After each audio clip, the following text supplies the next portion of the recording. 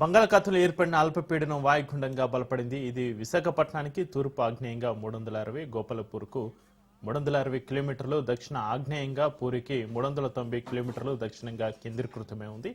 వాయుగుండంగా బలహీనపడి గోపాలపూర్, పారాదీప్ మధ్య పూరి సమీపంలో తీరం దాటనుంది. కోస్తలో అనేక చోట్ల భారీ వర్షాలు శ్రీకాకుళం, పార్వతీపురం, మన్యం, విజయనగరం, విశాఖపట్నం, అనకాపల్లి, అల్లూరి సీతారామరాజు, కాకినాడ, కోనసీమ, తూర్పుగోదావరి జిల్లాలో భారీ నుంచి అతి భారీ వర్షాలు కురుస్తాయని వాతావరణ శాఖ తెలిపింది. ఇక ఉత్తర కోస్తాలో ఎక్కువ చోట్ల వర్షాలు, అక్కడక్కడ భారీ వర్షాలు కురిసే అవకాశం ఉందని పేర్కొంది. సముద్రం అల్లకల్లోలంగా మారిందని, మత్స్యకారులు చేపల వేటకు వెళ్లరాదని హెచ్చరించింది. కోస్తాలోని అన్ని ఓడరేవుల్లో 3 ప్రమాదిక హెచ్చరిక జారీ చేశారు.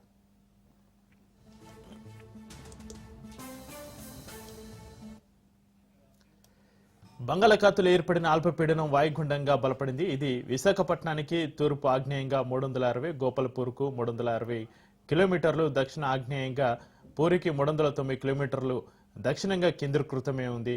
ఇక బంగాళాఖాతంలో ఏర్పడిన అల్పపీడన వాయుగుండానికి సంబంధించి మరింత సమాచారాన్ని మా ప్రతినిధి సూర్యప్రకాష్ ఫోన్లను అందిస్తారు. సూర్యప్రకాష్, బంగాళాఖాతంలో ఏర్పడిన అల్పపీడన వాయుగుండంగా బలపడినట్టుగా తెలుస్తుంది. దీనికి సంబంధించి మీ దగ్గర ఉన్న అప్డేట్స్ ఏంటి సూర్యప్రకాష్? చక్రి బంగాళాఖాతంలో వాయుగుండం అయితే ప్రస్తుతం మారి అల్పపీడనంగా మారిన పరిస్థితి ఉంది. ఇది రేపు గోపాలపురం, పారాదీప్ మధ్యలో అయితే తీరం దాటే అవకాశం ఉండడంతో వారం రోజుల పాటు కోస్తాంధ్రలో అయితే భారీ వర్షాలు పడే అవకాశం ఉందనే విషయాన్ని అయితే వాతావరణ శాఖ తెలియజేస్తున్నారు. నిత్యం కూడా ఈ బంగాళాఖాతంలో అల్పపీడనాల కారణంగా, వాయుగుండాల కారణంగా ఈ యొక్క తెలుగు రాష్ట్రాల్లో అయితే వర్షాలు భారీగా కురుస్తున్న పరిస్థితి నెలకొన్న పరిస్థితి ఉంది. నైరుతి ఋతుపవనాలు ఎప్పటి నుండి అయితే మొదలవడానికి అప్పుడు మే నెలలో నుండి ఏదైతే మొదలయ్యాయో ఆ అల్పపీడనాల కారణంగా నిత్యం కూడా ఈ వర్షాలతో ప్రజలంతా కూడా చాలా ఇబ్బందులు అయితే ఎదుర్కొంటున్న పరిస్థితి ఉంది. ప్రధానంగా ఈ యొక్క అల్పపీడనం ఏదైతే బంగాళాఖాతంలో ఏర్పడిందో దానికి సంబంధించి విజయనగరం, విశాఖ, అనకాపల్లి, కాకినాడ, కోనసీమ, తూర్పుగోదావరి, పశ్చిమ గోదావరి, యానంకైతే ఆరెంజ్ అలర్ట్ అయితే జారీ చేసిన పరిస్థితి ఉంది. దీనికి సంబంధించి తీరం వెంబడి మొత్తం కూడా ఏదైతే తీరం వెంబడి ఉన్న జిల్లాలు, రాష్ట్రాలు ఉన్నాయో ఆ ప్రాంతం మొత్తం కూడా బలమైన ఎదురుగాలు వీచే అవకాశం ఉండడంతో మత్స్యకారులు ఎవరు కూడా ప్రస్తుతం వేటకు వెళ్ళొద్దని అయితే వాతావరణ శాఖ అధికారులు అయితే హెచ్చరికలు జారీ చేసిన పరిస్థితి ఉంది. అదేవిధంగా ప్రధాన ఓడరేవులు ఏవైతే ఉన్నాయో వాటన్నింటికి కూడా 3వ నెంబర్ ప్రమాద హెచ్చరిక జారీ చేశారు. అలానే ఈ యొక్క ప్రభావం ఆంధ్ర రాష్ట్రంతో పాటు అవతల తెలంగాణలో కూడా అన్ని జిల్లాలకు కూడా ఎల్లో అలర్ట్ అయితే జారీ చేసిన పరిస్థితి ఉంది. ఈ రోజు, రేపు 2 రోజులు కూడా తెలంగాణలో మోస్తారు నుండి భారీ వర్షాలు కురిసే అవకాశం అయితే ఈ యొక్క బంగాళాఖాతంలో ఏర్పడిన ఈ యొక్క వాయుగుండ ప్రభావం అయితే చూపిస్తున్న విషయాన్ని అయితే తెలియజేయడం జరుగుతుంది. పశ్చిమ మధ్య ఆనుకొని వాయువు బంగాళాఖాతం అయితే తీవ్ర వాయుగుండంగా మారడంతో గడిచిన 6 గంటల్లో అయితే 10 కిలోమీటర్ల వేగంతో అయితే ఈ యొక్క వాయుగుండం అయితే కదిలిన పరిస్థితి ఉంది. విశాఖపట్నానికి 300 కిలోమీటర్లు, గోపాల్పూర్ ఒడిశా ప్రాంతంలో ఉన్న గోపాల్పూర్ దగ్గర 300 కిలోమీటర్లు, పారాదీప్ ఒడిశాకి 400 కిలోమీటర్ల దూరంలో ఈ యొక్క వాయుగుండం అయితే కేంద్రీకృతమైన పరిస్థితి కనిపిస్తుంది. ఇవాళ రాత్రికి గోపాల్పూర్ మధ్య, పారాదీప్ మధ్యలో అయితే ఒడిశా, ఆంధ్రప్రదేశ్ లో తీరాలను దాటే అవకాశం ఉండడంతో మరింత ఈ యొక్క వర్షాలు అయితే మరింత భారీ వర్షాలు కురిసే అవకాశం ఉండడంతో ప్రజలంతా కూడా చాలా అప్రమత్తంగా ఉండాలని, అదే ఈ ప్రాంతంలో ఉన్న శ్రీకాకుళం జిల్లా, విజయనగరం జిల్లా, మన్యం జిల్లా, అల్లూరు జిల్లా, విశాఖ, అనకాపల్లి జిల్లాల్లో అక్కడక్కడ నుండి మోస్తారు నుండి భారీ వర్షాలు కురిసే అవకాశం ఉంటుందనే విషయాన్ని అయితే వాతావరణ శాఖ అధికారులు అయితే హెచ్చరిక అయితే జారీ చేస్తున్న పరిస్థితి కనిపిస్తుంది. మరోవైపు అయితే కాకినాడ, కోనసీమ, తూర్పుగోదావరి, పశ్చిమ గోదావరి, ఏలూరు జిల్లాల్లో అక్కడక్కడ నుండి తేలికపాటి నుండి మోస్తారు వర్షాలు కురిసే అవకాశం ఉందనే విషయాన్ని కూడా తెలియజేస్తున్న పరిస్థితి ఉంది. కృష్ణా, ఎన్టీఆర్, గుంటూరు, బాపట్ల, పల్నాడు, ప్రకాశం జిల్లాల్లో అక్కడక్కడ తేలికపాటి నుండి మోస్తారు వర్షాలు కురిసే అవకాశం ఉన్నదనే విషయాన్ని కూడా తెలియజేస్తున్న పరిస్థితి ఉంది. అలానే మిగతా జిల్లాలో, ఆంధ్రప్రదేశ్ లో ఏవైతే జిల్లాలు ఉన్నాయో తీరం వెంబడి ఆ యొక్క అన్ని జిల్లాల్లో కూడా తేలికపాటి వర్షాలు అయితే కురిసే అవకాశం ఉందనే విషయాన్ని కూడా తెలియజేసిన పరిస్థితి ఉంది. దీని అంతటిపైన అయితే ప్రజలంతా కూడా అప్రమత్తంగా ఉండాలనే విషయాన్ని అయితే తెలియజేసిన పరిస్థితి ఉంది. ఇప్పటికే దసరా పండుగ కావడంతో ప్రజలంతా కూడా ప్రయాణాలకైతే వెళ్లే ప్రయత్నం అయితే చేస్తున్నారు. కానీ ఉదయం నుండి కూడా ఎడతెరపు లేకుండా దాదాపు ఉమ్మడి ఉత్తరాంధ్రాల్లో అయితే వర్షాలు కురుస్తున్న పరిస్థితి ఉండడంతో ప్రజలెవరూ కూడా అందరూ కూడా వారి యొక్క క్యాంప్స్ వెళ్ళడానికి అయితే ఇబ్బందులు పడుతున్న పరిస్థితి ఉంది. ప్రస్తుతం బస్సులు కూడా కదలలేని పరిస్థితి కూడా ఏర్పడిన పరిస్థితి ఇక్కడ కనిపించవలసి వస్తుంది. ఇదే విధంగా అరకు, పాడేరు ఏజెన్సీ ప్రాంతాల నుండి, ఘాట్ రోడ్స్ నుండి ఎవరైతే వస్తున్నారో వాళ్ళు కూడా వాహనదారులు రావడానికి అయితే ఇబ్బంది పడుతున్నారు. కొన్ని చోట్ల కొండ చర్యలు కూడా ఇరుగుపడే ప్రమాదం ఉన్నదనే విషయాన్ని అయితే అధికారులు అయితే హెచ్చరిస్తున్న పరిస్థితి ఉంది. అందుకు అనుగుణంగా అయితే ప్రత్యామ్నాయంగా వేరే దారులు వెతుక్కోవడానికి కానీ లేదా ప్రయాణాలను అయితే నిలుపుకునే పరిస్థితి కనిపిస్తుంది. పూర్తిగా దసరా పండుగ వాతావరణంలో కూడా ఈ యొక్క అల్పపీడన కారణంగా మొత్తం కూడా జనజీవనం అంతా కూడా స్తంభించిన పరిస్థితి అయితే ఉంది. దాదాపు రోడ్లన్నీ కూడా జలమయంగా మారే అవకాశం ఉండడంతో ప్రజలంతా కూడా అప్రమత్తంగా ఉండాలని జిల్లా యంత్రాంగం మొత్తం కూడా అప్రమత్తం అవుతూ ఎక్కడికక్కడ వెంటనే రక్షక చర్యలు అందించడానికి అయితే వీళ్ళు ముందుకు తీసుకున్న పరిస్థితి కనిపిస్తుంది. దీనికి సంబంధించి ఇప్పటికే ఆంధ్రప్రదేశ్ రాష్ట్ర ప్రభుత్వం కూడా విపత్తు శాఖ ఎవరైతే హోంమంత్రి అనిత ఉన్నారో ఆవిడ కూడా ఆదేశాలు జారీ చేసిన పరిస్థితి ఉంది. ఎక్కడ ఎటువంటి అవాంఛనీయ ఘటనలు కానీ ఎవరికి ఎటువంటి ఇబ్బందులు లేకుండా ఉండాలనే విషయాన్ని తెలియజేసిన పరిస్థితి ఉంది. ఈ కొండవాళ్ళు ప్రాంతంలో ఎవరైతే ఉంటారో వాళ్ళందరినీ కూడా సురక్షిత ప్రాంతాలకైతే తరలించడానికి అయితే అధికారులు ముందస్తుగా చర్యలు చేపడుతున్న పరిస్థితి ఉంది. అలానే ఈ యొక్క లోతట్టు ప్రాంతంలో వాటర్ ఎక్కడైతే వచ్చేస్తుందో ఎక్కువగా వరదలు తుఫాన్లు వచ్చే ప్రాంతం వచ్చేటప్పుడు అయితే ఈ యొక్క కొన్ని వాగులు వంకలు పొంగి పొరలే అవకాశం ఉండడంతో ఆ ప్రాంతంలో ఎవరైతే ఉంటారో వాళ్ళందరినీ కూడా షెల్టర్స్ లోకి సురక్షితమైన ప్రాంతంలో ఉన్న షెల్టర్స్ కి అయితే పంపిస్తున్న పరిస్థితి కూడా కనిపించడం అయితే ఇక్కడ ప్రస్తుతమైంది ఉంది. ఈ యొక్క ఒక బంగాళాఖాతంలో ఏర్పడిన ఈ యొక్క వాయుగుండం మరింత ఉధృతమయ్యి మరికొద్ది రాబోయే 4 రోజులు కూడా మరింత భారీగా వర్షాలు కురిసే అవకాశం ఉంది. నేను ముఖ్యంగా ఈ రోజు రేపు 2 రోజులైతే ఉత్తరాంధ్రతో పాటు ఆంధ్రప్రదేశ్ అవతల తెలంగాణ 2 రాష్ట్రాల్లో కూడా భారీ వర్షాలు కురిసే అవకాశం ఉందన్న విషయాన్ని అయితే వాతావరణ శాఖ అధికారులు అయితే తెలియజేస్తున్నారు. Chakri right, thank you Suryaprakash.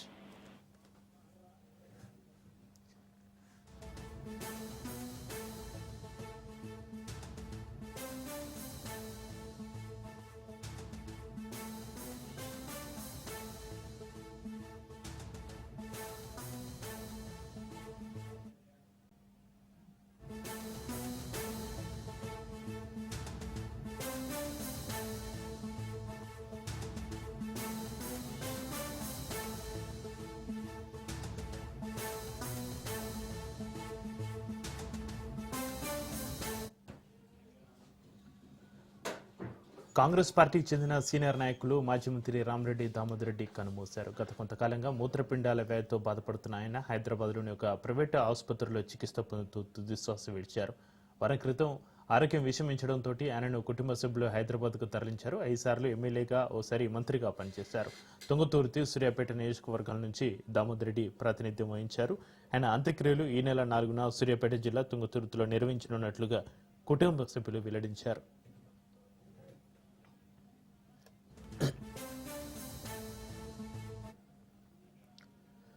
Damodar Reddy మృతి పట్ల సీఎం రేవంత్ రెడ్డి తీవ్ర దిగ్భ్రాంతి వ్యక్తం చేశారు. 5 సార్లు ఎమ్మెల్యేగా గెలిచి జిల్లా అభివృద్ధికి ఆయన చేసిన సేవలు మరవలేనివి అని సీఎం గుర్తు చేసుకున్నారు. ఆయన ఆత్మకు శాంతి చేకూరాలని కుటుంబ సభ్యులకు ప్రగాఢ సానుభూతిని తెలియజేశారు.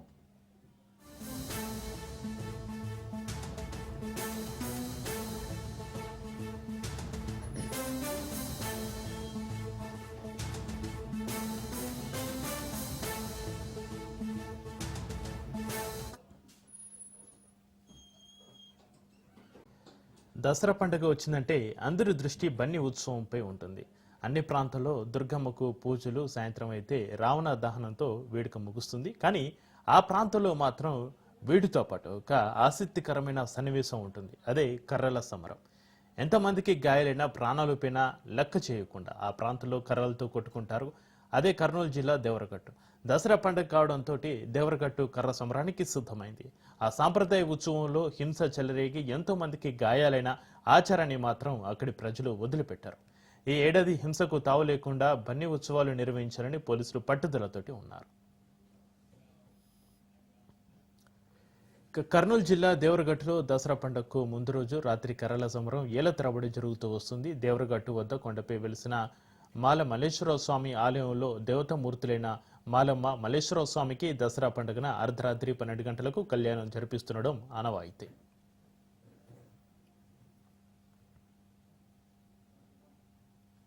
మన ఆంధ్రప్రదేశ్లో కర్నూలు జిల్లా ఆలూరు తాలూకా వలగొంద మండలం దగ్గర ఆ పర్వతాలలో మత్స్యాద్రి క్షేత్రం అనేటువంటిది, అక్కడ ఆ పర్వతములో స్వామివారు కూర్మావతారంలో వెలిసి ఉన్నారు. ఇక్కడ క్షేత్రం విశేషం ఏమిటంటే హరిహర స్వరూపంగా స్వామివారు అక్కడ వెలిసినారు. అక్కడ విశేషం ఏమిటంటే స్వామివారు అక్కడ పూర్వంలో ఆ పర్వతంలో ఋషులంతా తపస్సు చేసేవారు. కాబట్టి ఆ తపస్సు భంగం చేయడానికి రాక్షసులంతా వచ్చి ఉన్నారు. కాబట్టి ఈ ఋషులంతా పోయి మహావిష్ణువు ప్రార్థింపజేస్తే, నాయన నాకు చేత కాదు, ఆ పరమేశ్వరు దగ్గర వెళ్దామని ఆ పరమేశ్వరునిపై కైలాసంలో ప్రార్థించినారు. కళ్యాణం అనంతరం కొండ పరిసరాల్లోని ఉన్న పాదలగట్టు, రక్షపడ, సమ్మి వృక్షం వంటి ఎదురుగా ఉన్న బసవన్నగుడి ప్రాంతంలో దివిటీల వెలుతురులో ఉత్సవ విగ్రహాలను ఊరేగిస్తారు. ఆ విగ్రహాలను దక్కించుకోవడం కోసం నెరడికి తండా, కొత్తపేట గ్రామాల ప్రజలు ఒక జట్టుగా కడతారు. ఇక ఆలూరు, సులువాయి, ఎల్లర్తి, నిడ్రవట్టి, అరికెర, బిలాహల్ గ్రామస్తులు మరో జట్టుగా ఏర్పడి కర్రలతో తలపడతారు. దీన్ని బన్ని ఉత్సవం అని పిలుస్తారు. మల్లేశ్వర దేవరగట్టు మల్లేశ్వర బన్ని ఉత్సవం 27వ తేదీ కంకణ ధారణ అయిపోయింది. 2వ తేదీ దసరా ఉత్సవము, స్వామివారి కళ్యాణోత్సవం జరుగుతున్నది. మూడో తేదీ రోజు తెల్లవారుజామున దైవవాణి తర్వాత 4వ రోజు తేరు అయిన తర్వాత 5వ తారీఖు నాడు గురవేల ఆట సంప్రదాయబద్ధంగా జరుపుకుంటారు. కర్రలు తీసుకుపోవడం ఏమనగా అంటే సంప్రదాయం.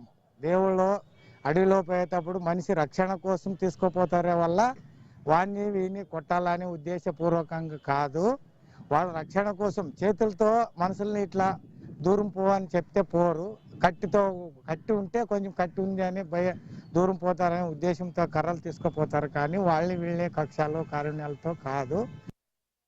శ్రీ మల్లేశ్వర స్వామి దేవరగట్టు ఉత్సవము 27వ తారీఖు నుంచి కంకణాధారణ ఫస్ట్ జరుగుతున్నది. అయిన తర్వాత 2వ తారీఖు ఈ కళ్యాణోత్సవము, 3వ తారీఖు దైవవాణి కార్యక్రమము, 4వ తారీఖు రథోత్సవము, 5వ తారీఖు కంకణ విసర్జన, గొలుసు దెంపుట, 5వ తారీఖు దేవుళ్ళు నేణికి గ్రామము చేరుతాయి. సాంప్రదాయ ప్రకారంగా కట్లు తీసుకుపోయి దేవుని ప్రొడక్షన్ కోసమే తీసుకుపోతాం. కానీ మేము వీళ్ళే కొట్టి నాది ఇది అనేది ఏమి వీళ్ళు అన్ని పుకారులు అంతేగాని ఎవరు కొట్టరు, దేవుళ్ళు ఎవరు మోసుకపోరు. మా సంప్రదాయ ప్రకారమే వాళ్ళు కానీ మనం కానీ కలుస్తాము. ఆ దేవునితో ఒత్తిడి ఉన్నప్పుడు 1-2 షార్టెట్లు పడతా కానీ ఎవరు కక్ష కార్యములతో వచ్చి పండుగ చేరుతుంది. ఇంకా ఈ 3 రోజులు మాత్రం ఈ 15 రోజులు కట్టుదిట్టంగా ఉండి మాంసము, మద్యము, సాంపత్య జీవం కానీ ఇవన్నీ లేకున్నట్ల కట్టుదిట్టంగా నిలబడి ఈ దేవుని కార్యక్రమం జరుపుతాం. నేరానికి నా పేరు మల్లికార్జున గౌడ. ఈ కర్రల సమరాన్ని చూసేందుకు పక్క రాష్ట్రాలు తెలంగాణ, కర్ణాటక నుంచి కూడా పెద్ద ఎత్తున భక్తులు తరలి వస్తారు. వచ్చే ఏర్పాట్లపై జిల్లా కలెక్టర్ ఏ సిరి, ఎస్పీ విక్రాంత్ పాటిల్ అధికారులతోటి సమీక్ష నిర్వహించారు. దసరా పండుగకు దేవరగట్టు బన్నీ ఉత్సవంకు సిద్ధమైంది. మల్లేశ్వర స్వామి జైత్రయాత్రను తిలకించేందుకు ఉభయ తెలుగు రాష్ట్రాల నుంచే కాకుండా కర్ణాటక నుంచి వేలాది మంది భక్తులు చేరుకుంటారు. అధికార యంత్రాంగం ఇప్పటికే ఆయా గ్రామస్తులకు అవగాహన సదస్సు నిర్వహించింది. కర్రల సమరంలో హింసకు తావివ్వకూడదని చెప్పేసి అవగాహన సదస్సులు నిర్వహిస్తున్నారు. అటు కర్నూలు జిల్లా ఎస్పీ విక్రాంత్ పాటిల్, కర్నూలు జిల్లా కలెక్టర్ సిరి కూడా పూర్తిగా అవగాహన కల్పిస్తున్న పరిస్థితి అయితే నెలకొంది. అయితే అధికారులు ఎంత చెప్పినప్పటికీ సాంప్రదాయ ఆచారాలకే అక్కడి ప్రాంతవాసులు విలువనిస్తారు. కర్రల సమరం జరుగుతుంది, హింస జరుగుతుందని చెప్పేసి ఆయా ప్రాంతవాసులు చెప్తున్న పరిస్థితి అయితే నెలకొంది. ఆ హింసను కూడా తాము భక్తితో చేసుకుంటామని తెలుపుతున్న పరిస్థితి నెలకొంది. అధికారులు, పోలీసులు కలిపి గ్రామాల అవగాహన కార్యక్రమాలు నిర్వహించారు. ఈ క్రమంలో రింగులు తొడిగిన కర్రలను స్వాధీనం చేసుకున్నారు. మద్యాన్ని నియంత్రించేందుకు తనిఖీలు ముమ్మరంగా చేస్తున్నారు. భద్రతలో భాగంగా దేవరగట్టు పరిసరాల్లో విద్యుత్ దీపాలు, సీసీటీవీలు ఏర్పాటు చేశారు. డ్రోన్ల ద్వారా ఉత్సవ దృశ్యాలను రికార్డు చేస్తామని అధికారులు తెలిపారు. ముఖ్యంగా బన్నీ ఉత్సవాలు హింసను అరికట్టాలని న్యాయస్థానంలో ఆదేశాలు జారీ చేసినా ఫలితం లేకుండా పోయింది.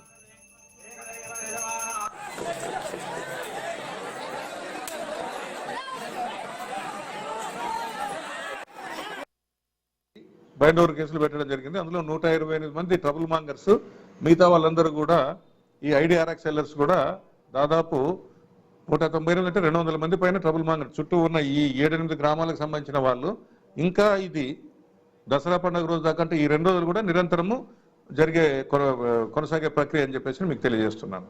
కేవలము బన్నీ ఉత్సవం అనేదే కాదు, మొదటి నుంచి కూడా ఇప్పుడు ప్రభుత్వమే గాంధీ జయంతి సందర్భం అనేది ఒకటి, దసరా 2 కలిసి రావడం అనేది ఒకటి, ఆటోమేటిక్గా డ్రై డే అనేది నిర్వహించడం జరుగుతుంది. ఆ డ్రై డే కాకుండా నాటుసారా ఎవరైనా ఉంటే కూడా నాటుసారా తయారు చేసే వాళ్ళపైన కూడా కఠినమైన చర్యలు తీసుకొని అందరినీ కూడా జైలుకు తరలించడం అనేది జరుగుతుంది.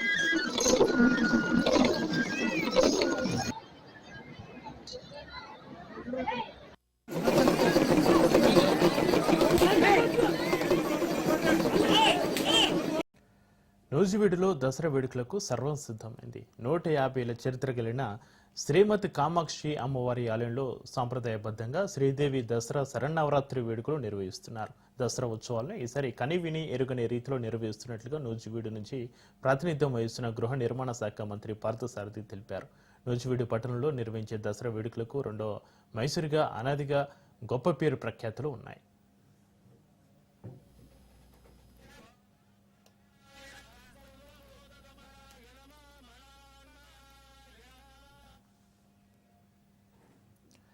కాకతీయ రాణి రుద్రమాదేవి వద్ద 18వ దండనాయకుడిగా ఉన్న బసవన్న ఈ ప్రాంతంలో నూజివీడు సంస్థానాన్ని ఏర్పాటు చేసి 1500 సంవత్సరాల కాలంలో 18 పరగణాలుగా విస్తరించి పరిపాలన కొనసాగించారు. నిత్యం బ్రిటిష్ వారి నుంచి కోటను రక్షిస్తున్న కోట మహిషాసురమర్దిని అమ్మవారు.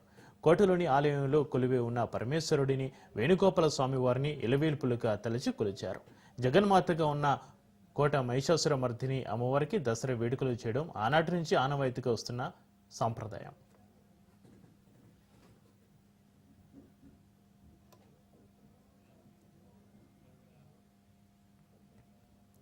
ఇక మైసూరులో వడియార్ రాజవంశీయులు నిర్మించే దసరా వేడుకలకు ధీటుగా ఈ ప్రాంతంలో నిర్వహిస్తుండటంతో నూజివీడును రెండవ మైసూరుగా పిలుస్తుంటారు. ఉయ్యూరు రాజావారు జమ్మి కొట్టి అమ్మవారికి పూజ చేయడం, మిర్జాపురం జమీందారు గౌరవ సూచకంగా తుపాకీ పేల్చి జమ్మి చెట్టుకు పూజ చేయడంతో దసరా ఉత్సవాలను సాంప్రదాయబద్ధంగా ప్రారంభిస్తారు. పోలీసు శాఖ వారు అమ్మవారి ఆలయంలో ఆయుధ పూజ నిర్వహిస్తారు. 3 రోజులు అత్యంత వైభవంగా నిర్వహించే కబడ్డీ పోటీలు నిర్వహించేందుకు తగిన ఏర్పాట్లు చేశారు. ప్రాచీన సాంప్రదాయంలో భాగంగా ఎక్కడ లేని విధంగా బుట్టబొమ్మల ఊరేగింపు దసరా వేడుకలకు హైలైట్గా నిలుస్తోంది.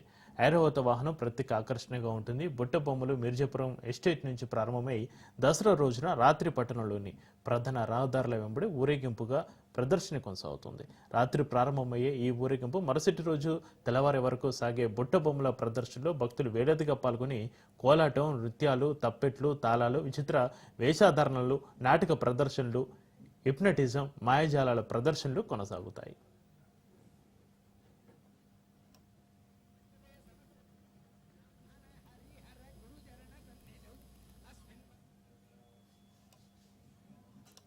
ఇక చిన్నారులను ఆకట్టుకునేందుకు హనుమాన్ జంక్షన్ రోడ్లోని ఎగ్జిబిషన్లో అనేక అంగళ్ళు, giant wheel, disco dance, train, రంగుల రత్నం వంటి అనేక సౌకర్యాలు కల్పిస్తుంటారు. పట్టణంలోని చిన్న గాంధీ బొమ్మ సెంటర్ నుంచి పొట్టి శ్రీరాములు విగ్రహం మీదుగా పెద్ద గాంధీ బొమ్మ సెంటర్ వరకు ఉన్న ప్రధానమైన రహదారికి ఇరువైపులా ప్రత్యేకమైన అంగళ్ళు ఏర్పాటు చేశారు. మహిళలు, చిన్నారులు అమితంగా ఇష్టపడే అనేక వస్తువులను ఈ అంగళ్ళ ద్వారా కొనుగోలు చేస్తూ సంతోషం వ్యక్తం చేస్తుంటారు.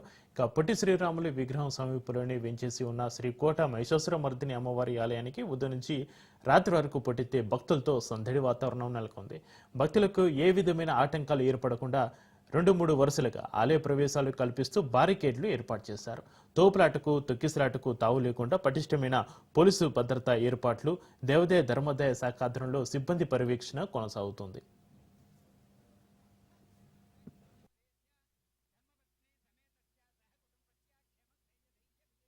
నూజివీడులో గత కొన్ని దశాబ్దాల నుండి దసరా ఉత్సవాలు ఎంతో ఘనంగా నిర్వహించబడతా ఉన్నాయి. ఇటీవల సంవత్సరాల్లో ఈ ఉత్సవాలు నిర్వహించడానికి కొన్ని ఆర్థిక పరమైన ఇబ్బందులు, ప్రభుత్వం తరపు నుంచి ఉత్తర్వులకు సంబంధించిన కొన్ని ఇబ్బందులు పడుతున్నారని నా దృష్టికి తీసుకొచ్చారు. నేను ఆ అమ్మవారి సాక్షిగా, శివయ్య సాక్షిగా రాబోయే సంవత్సరాల్లో ఈ ఉత్సవాలు నిర్వహించడానికి ఎటువంటి లోటు లేకోకుండా నేను చర్యలు తీసుకుంటానని చెప్పేసి కూడా నేను ఈ సందర్భంగా తెలియజేస్తా ఉన్నాను. ఇప్పుడు కూడా చెప్పడం జరిగింది, ఈ టెంపుల్ ని ఏదైతే స్లాబ్ పునర్నిర్మాణం చేయాలని చెప్పేసి నేను ఈ పండుగ అయిపోగానే నా సొంత డబ్బులతో ఈ స్లాబ్ వేయించే కార్యక్రమం చేస్తానని చెప్పేసి కూడా ఈ సందర్భంగా తెలియజేస్తా ఉన్నాను. వీటన్నిటినీ ఘనంగా నిర్వహిస్తాం. ఈ అమ్మవారి దయతో నూజివీడు పిల్లలందరి ఆకాంక్షలు నెరవేరాలని అందరూ కూడా నాగ్పూర్లో రాష్ట్రీయ స్వయం సేవక సంఘ శతాబ్ది ఉత్సవాలు జరుగుతున్నాయి. ఈ కార్యక్రమంలో ముఖ్య అతిథిగా మాజీ రాష్ట్రపతి రామ్నాథ్ కోవింద్, ఆర్ఎస్ఎస్ చీఫ్ మోహన్ భాగవత్, కేంద్ర మంత్రి నితిన్ గడ్కరీ, మహారాష్ట్ర సీఎం ఫడ్నవీస్ పాల్గొన్నారు. భారత్ స్వాలంబనకు స్వదేశీ మంత్రమే శ్రీరామ రక్షని ఆర్ఎస్ఎస్ చీఫ్ మోహన్ భాగవత్ అన్నారు. 100 ఏళ్ల ఆర్ఎస్ఎస్ ప్రస్థానం విజయదశమి సందర్భంగా నాగ్పూర్లో నిర్వహించిన ఉత్సవాల్లో మోహన్ భాగవత్ మాట్లాడారు. ప్రపంచం భారతీయ సంస్కృతి, సాంప్రదాయాలు అభివృద్ధి వైపు చూస్తుందని భాగవత్ అన్నారు. హింస ఎన్నిటికీ పరిష్కారం కాదని పొరుగు దేశాల్లో జరుగుతున్న అల్లర్లు ఆయా దేశాల భవిష్యత్తుపై భాగవత్ ఆందోళన వ్యక్తం చేశారు. దేశంలో నక్సలిజం, టెర్రరిజం తగ్గుతుందని భాగవత్ అన్నారు.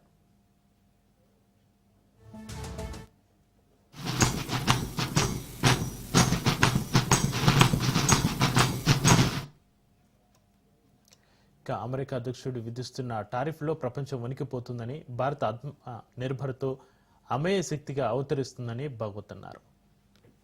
पिछले साल एक दुर्घटना पहलगाम की भी हुई, हमला हुआ सीमा पार के आतंकियों के द्वारा, 26 भारतीय नागरिकों की उनका धर्म पूछकर हत्या की। लेकिन उसके चलते सारे देश में प्रचंड दुख और क्रोध की लहर पैदा हुई। पूरी तैयारी करके सरकार ने, हमारी सेना ने उसका बहुत पुरजोर उत्तर दिया। सारे प्रकरण में हमारे नेतृत्व की दृढ़ता, हमारी सेना का शौर्य, कौशल्य और समाज की एकता और दृढ़ता का एक उत्तम चित्र प्रस्थापित हुआ। और यह भी वह घटना हमको सिखा गई कि यद्यपि हम सबके प्रति मित्र भाव रखते हैं और रखेंगे, फिर भी अपने सुरक्षा के विषय में हमको अधिकाधिक सजग रहना पड़ेगा, समर्थ बनना पड़ेगा। क्योंकि इस घटना के बाद दुनिया में विभिन्न देशों ने अपनी अपनी जो भूमिका ली, उसमें हमारी ये भी ध्यान में आया कि हमारे मित्र कौन कौन है और कहां तक है। देश के अंदर भी अशांति फैलाने वाले असंवैधानिक उग्रवादी या संविधान विरोधी कहिए उग्रवादी नक्सली आंदोलन पर शासन और प्रशासन की दृढ़ कार्रवाई भी हुई। और उनके अनुभव से, उनके विचारधारा का खोखलापन और उनकी क्रूरता का अनुभव होने के कारण समाज भी उनसे मोहभंग होकर विमुख हो गया। अमेरिका ने जो नई टैरिफ नीति अपनाई, उनके अपने हित के लिए अपनाई होगी, लेकिन उसकी मार तो सभी पर पड़ रही। इसलिए ये सारा परिदृश्य अथवा ये सारी प्रचलित पद्धति, उस पर हम निर्भर हो जाए ऐसी नहीं है। विश्व का जीवन परस्पर निर्भरता से ही चलता है।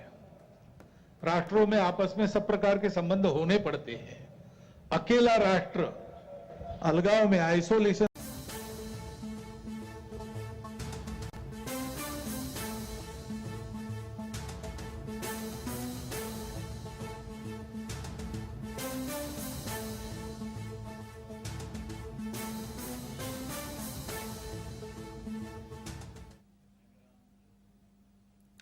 బ్రేకింగ్ న్యూస్ చూస్తున్నాం. హైదరాబాద్ మాదనపేటలో దారుణం చోటు చేసుకుంది. అనుమానాస్పద స్థితిలో బాలిక మృతి చెందింది. ఇంటిపై ఉన్న వాటర్ ట్యాంక్ లో బాలిక మృతదేహం లభ్యమైంది. పోలీసులు కేసు నమోదు చేసుకుని దర్యాప్తు చేస్తున్నారు.